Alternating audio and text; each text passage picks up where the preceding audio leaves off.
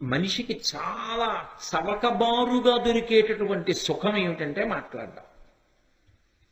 ఎందుకని ఏమీ తోచట్లేదు అనుకోండి, పక్కింటి వాడిని పిలిచి మాట్లాడడం. ఏమీ తోచట్లేదు అనుకోండి, ఆయన ఏదో పాపము చదువుకుంటాడు, ఆయన ఏదో పని చేసుకుంటాడు, ఆయన ఇంటికి వెళ్ళి కూర్చుని మాట్లాడడం. ఆయన ఇంటికి ఎందుకు? నీకెటూ పని లేదు, ఆయన ఎందుకు పాడు చేస్తావు? నా బోటి వాడి గురించి చెప్తున్నాను, మీరు అలా చేయరనుకోండి. ఆయన్ని ఎందుకు పాడు చేయడం? అంటే ఓ రూపాయి ఖర్చు అక్కర్లేదు కదా, మాట్లాడుకుంటే చాలు. కానీ ఈశ్వరుడు మాట ఎంత గొప్పగా ఇచ్చాడు. ఎవ్వరికీ లేదు మాట, మనుష్యుడికి ఒక్కడికే ఉంది. ఆ మాట చేత ఎంత కష్టంలో ఉన్నవాణ్ణి ఓదార్చవచ్చు. మాటతో బ్రతికుదాం అనుకున్నవాణ్ణి కూడా చచ్చిపోయేటట్టు చేసేయచ్చు. రావణాసురుడు మాట్లాడిన మాటలకి సీతమ్మ తల్లి చనిపోదాం అనుకోలా? అదే సీతమ్మ తల్లి హనుమ మాట్లాడితే బ్రతుకుదాం అనుకోలా? ఒకడి మాటకి బ్రతుకుదాం అనుకుంది, ఒకడి మాటకి చచ్చిపోదాం అనుకుంది. మాట అంత శక్తివంతమా కాదా? అంత శక్తివంతమైనటువంటి మాటకి ఆధారం పెదవులు. ఈ పెదవులు కదులుతూ ఉండడం గొప్ప కాదు, జీవితంలో ప్రయత్నపూర్వకంగా పెదవులు కదలకుండా ఉంచగలగడం గొప్ప. అందుకే మహాత్ములు ఏం చేస్తారంటే మౌనవ్రతం చేస్తూ ఉంటారు. చంద్రశేఖరేంద్ర సరస్వతి మహాస్వామి వారు ఎప్పుడైనా ఎక్కడైనా నోరు విప్పి ఏదైనా మాట్లాడారనుకోండి, తెల్లమారేటప్పటికి కనీసం అది 200 భాషల్లోకి తర్జుమా అయ్యేది. ఆయన మాట్లాడారు అంటే సరస్వతీదేవి మాట్లాడింది, కామాక్షి పరదేవత మాట్లాడిందని గుర్తు. అందుకే నడిచే దేవుడు అని పేరుగాంచారు. అటువంటి మహాస్వామి ప్రయత్నపూర్వకంగా కుటీరంలో కొన్నాళ్ళు మౌనంలోకి వెళ్ళిపోయేవారు. అసలు మనిషి జీవితంలో చిట్ట చివర పొందవలసిన స్థితి ఏది అంటే మౌనం. బతికున్న నాళ్ళు ఉపన్యాసం చెప్పకూడదు, కొంతకాలం ఉపన్యాసాలు చెప్పాలి. ఏదో ఒక పెద్దవాడు అయిపోయిన తర్వాత ఇంకా విడిచిపెట్టేయాలి. ఏదో ఒక రోజున ఇక నేను ఈ ప్రసంగాలు చెయ్యను, ఆప్ చేసేయాలి. ప్రసంగాలు చేయని వాడైతే ఇక లౌకికమైన మాటలు నేను ఎక్కువ మాట్లాడినా. మౌనంలో ఉండాలి. అసలు తరించుట, ఆత్మను అనుభవించుట అనేటటువంటిది మౌనంలోనే జరుగుతుంది. మౌనము ఆత్మని అనుభవించేటటువంటి స్థితి. వాక్కు దానికి భంగకరం. ఆ మౌనంగా ఉండడం రావాలి మనిషికి. అన్నిటికన్నా గొప్పది ఏది అంటే మౌనమే. అందుకే ఏ మాట మాట్లాడితే ఏది వస్తుందో అంటారు. ఎవరి దగ్గర ఎంత మాట్లాడాలో, ఎప్పుడు ఎంత మాట్లాడాలో తెలిసి ఉండాలి. భూపసభాంతరాల మన పుష్కళమాచతురత్వ మాజి బాహాపటు శక్తియున్ యశమునందనురక్తియు ప్రకృతి సిద్ధగుణంబులు సజ్జనాళికిన్నంటాడు భర్తృహరి. అదే పనిగా మాట్లాడకూడదు. ఎవరితో మాట్లాడుతున్నావు అన్నది దృష్టిలో పెట్టుకుని బహు తక్కువ మాట్లాడాలి. పెద్దలతో మీరు మాట్లాడుతున్నారు అనుకోండి, మీరు మాట్లాడింది బహు తక్కువ ఉండాలి, మీరు విన్నది చాలా ఎక్కువ ఉండాలి. గురువు గారితో మాట్లాడుతున్నాను అనుకోండి, గురువు గారు మాట్లాడింది వినాలి. జవాబు చెప్పవలసి వస్తే బహు తక్కువ మాట్లాడాలి. అందుకే వాక్కు అంటే స్వామి హనుమ. అంత హనుమ లంకాపట్టణానికి వెళ్ళి సీతమ్మ తల్లి దర్శనం చేసి రాక్షస సంహారం చేసి తిరిగొస్తే అంగదుణ్ణి కూర్చోపెట్టి వానరుల్ని కూర్చోపెట్టి మాట్లాడితే తను వెళ్ళిన విషయాలన్నీ వర్ణిస్తారు. రాముడు పిలిచి ఏమైందని అడిగితే దృష్ట్వా సీత అంటారు. సీతమ్మ చూడబడినది అంతే. పెద్దల దగ్గర ఎక్కువ మాట్లాడకూడదు, పెద్దల దగ్గర వినాలి. జీవితంలో మౌనం పాటించాలి, తక్కువ మాట్లాడాలి. ఎవరు ఎక్కువ మాట్లాడతాడో వాడి ఆయుర్దాయం తరిగిపోతుంది. 100 సంవత్సరములు బ్రతకవలసిన వాడు ఎక్కువ మాట్లాడేటటువంటి అవసరాన్ని పెట్టుకుంటే 80 సంవత్సరాలకు వెళ్ళిపోతాడు. ఎవరు ఎక్కువ మాట్లాడకుండా ఉంటాడో వాడు దీర్ఘాయుష్మంతుడు అవుతాడు. అందుకే గురువు చేసేటటువంటి మహాత్యాగం ఏమిటి అంటే 10 మందికి మంచి మాటలు చెప్పడం. గురువు గారు మాట్లాడకుండా కూర్చుంటే లోకానికి జ్ఞానం ఎలా అందుతుంది? తన ఆయుర్దాయం పోతోందని తెలిసి మాట్లాడుతున్నాడు. అది గురువు చేసే త్యాగం. అందుకే గురువు శరీరాన్ని శిష్యులు రక్షించుకుంటారు. మిగిలిన పనుల విషయంలో గురువుగారు ఇబ్బంది పడకుండా చూసుకుంటూ ఉంటారు. కారణం ఏమిటంటే గురువుగారు ఎక్కువ కాలం బ్రతకాలి, బ్రతకపోతే దారి చూపించేవాడు ఎవరు? అందుకని. అంతేకాని అదే పనిగా మాట్లాడండి అనరు. కారణం ఏంటంటే గురువు ఎక్కువ కాలం బ్రతకాలి కాబట్టి, లేకపోతే లోకంలో దారి చూపించేవాడు ఉండడని. ఈ మౌనంగా ఉండండి అని చెప్పవలసి వస్తే మనం ఏమంటాం? అంట నోటి మీద వేలేసి చూపిస్తాం ఇలాగా. ఇలా వేలు పెడతాం. చెయ్యి ఇలా అడ్డు పెట్టామంటే దానికి రెండు అర్థాలు. ఇలా అన్నాను అనుకోండి మాట్లాడకండి అని. ఇలా పెట్టుకున్నాను అనుకోండి నోటికి చెయ్యి అడ్డు, ఎదురుగుండా ఉన్నవారు పెద్దలు అని గుర్తు. ఎక్కువ నేను మాట్లాడను, బహు తక్కువ మాట్లాడతాను, ఎక్కువ వింటాను అని గుర్తు. ఏమిటంటే ఇలా పెట్టు కూర్చుంటాం. నేను మా గురువుగారి దగ్గరికి వెళ్ళాను అనుకోండి, ఇలా కూర్చుంటాను మొదట వెళ్ళగానే. అంటే గురువుగారు నేను ఎక్కువ మాట్లాడను, మీరు మాట్లాడింది నేను వింటాను.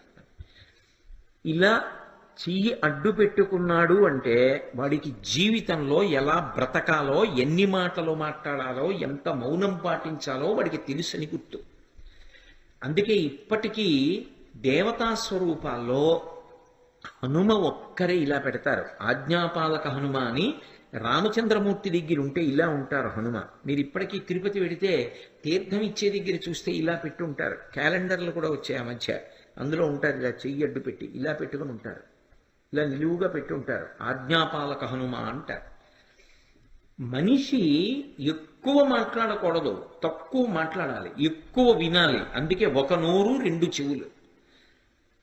ఇది లోకానికి చెప్పడానికి ఏనుగు యొక్క ముఖం చెప్తుంది. అందుకే మీరు చూడండి, చెయ్యి వేరుగా ఉంటుంది, నోరు వేరుగా ఉంటుంది. మిగిలిన ప్రాణులకి చెయ్యి ఇలా అడ్డం పెడితేనే తెలుస్తుంది. ఏనుగు ఒక్కదానికి మాత్రం నోటికి అడ్డంగా చెయ్యి వస్తుంది. నోరు కిందకు ఉంటుంది, తొండం అడ్డంగా ఉంటుంది. దాని తొండమే దానికి చెయ్యి అయినప్పుడు, తొండం అడ్డంగా ఉంది అంటే చెయ్యి అడ్డంగా ఉందా లేదా?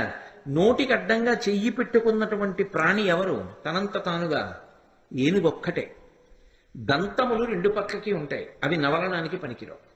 అంటే తినడం కోసం దంతాలు కాదు, మాట్లాడడం కోసం నోరు కాదు. బహు తక్కువ మాట్లాడి ఎక్కువ విని మౌనము చేత తరించు.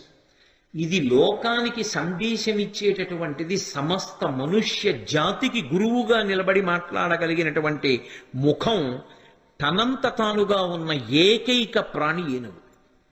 అందుకే ఏనుగు ముఖానికి అంత గొప్పతనం ఉంది. మహాదంతి వక్త్రాపి అని శంకర భగవత్పాదులు అనడానికి కారణం అది. అంత పెద్ద ఏనుగు ముఖం ఉన్నవాడు. అందుకే విఘ్నేశ్వరుడికి దండం పెట్టుకోండి అని పిల్లలతో దండం పెట్టిస్తుంటారు తప్పకుండా. ఎందుకని? నువ్వు తెలుసుకోవడం కాదు, ఎక్కడ ఎంత మాట్లాడాలో తెలిసి ఉండడం కూడా చాలా అవసరం. ఎక్కడ మాట్లాడుతున్నప్పుడు ఏది జ్ఞాపకం రావాలో అది రావాలి.